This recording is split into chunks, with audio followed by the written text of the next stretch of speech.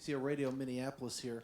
What made you decide on Cleveland for the franchise, and how many other franchises were in consideration before settling on the Browns for the movie? Sorry, I didn't hear the beginning. How many other organizations were under consideration to shoot the movie as opposed to the Cleveland Browns? I think it's fairly well known that the screenplay was originally written with the Bills. In fact, Rajiv Joseph, one of the writers, is from Cleveland and always wanted to write it about Cleveland. And they thought, well, it's too close to me. I can't write only about my brother. I'm going to just... So they said it, and they both have similar unfortunate histories. And they're both Rust Belt towns with a real rabid fan base. They're smaller markets who really, really love their teams. And both teams have had tragedies, you know. And finally, it came down to money. I met with both organizations. Both organizations were wonderful to me in terms of wanting us there, and both liked the script a lot and wanted to be part of it. But the tax rebates that Ohio offers is spectacularly better than what the New York State did. And we were on a very tight budget because there's a lot of fear that maybe this film, I think there's a lot of optimism of how well it will do here, and I think there's some fear about how well it will do outside of North America. We'd like to think it's going to do very well, but it did mean that we would have to work for a relatively small budget. So every $1 million back meant a lot to us. Any more questions? Jeff Ellis, Sky Sports. Curious on the international distribution. How you will be trying to sell this story, which is a fantastic story. How you'll be trying to sell that to an international audience. Well, I think it's what we've been talking about. We've been talking about quality and stories that, even if you know nothing about the game, certainly things like The Blind Side and Every Given Sunday did extraordinarily well outside of this country, and it's because you get involved in the story. And I think we explain enough about the mechanics of the draft in the natural progression of the story that anyone can follow it. And so that's our hope. I hope we do really well, that the reviews are good, all that kind of stuff. These are very well-known actors all over the world. Hopefully that will help as well. And we're really counting on the quality of the film. Hi, Aaron Fincher's with us, CSN.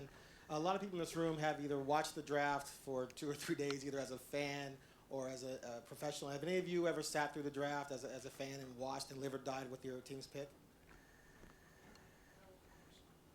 Yeah. Oh, you have better things to do? Is that what you were saying? Well, we've watched it on television. Yeah, we That's watch the it on way. television. Yeah, absolutely. You know, and I thought what was really interesting is what happens behind the scenes. Most people think it's this great, wonderful television show. That's very slow most of the time, and it's. But what's really amazing, what's going on in 32 war rooms across the country, and some teams get very emotional. Things happen. They only have 10 minutes. The top two, the picks that they had for a certain period are now gone, and they have to make.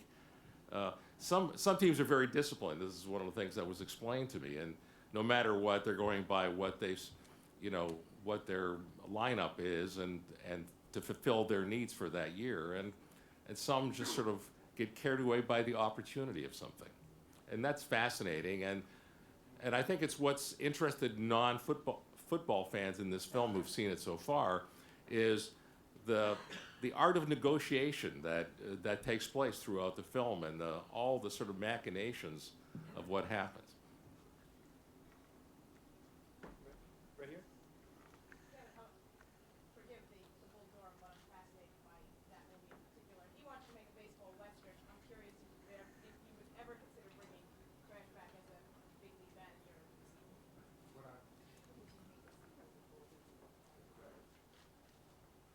Well, the same thing that, you only get so many shots at movies, and the same thing that has, driven me in my career. I haven't made a sequel. I'd like to, because you really back the truck up and tell them how much you want, so that's a good business.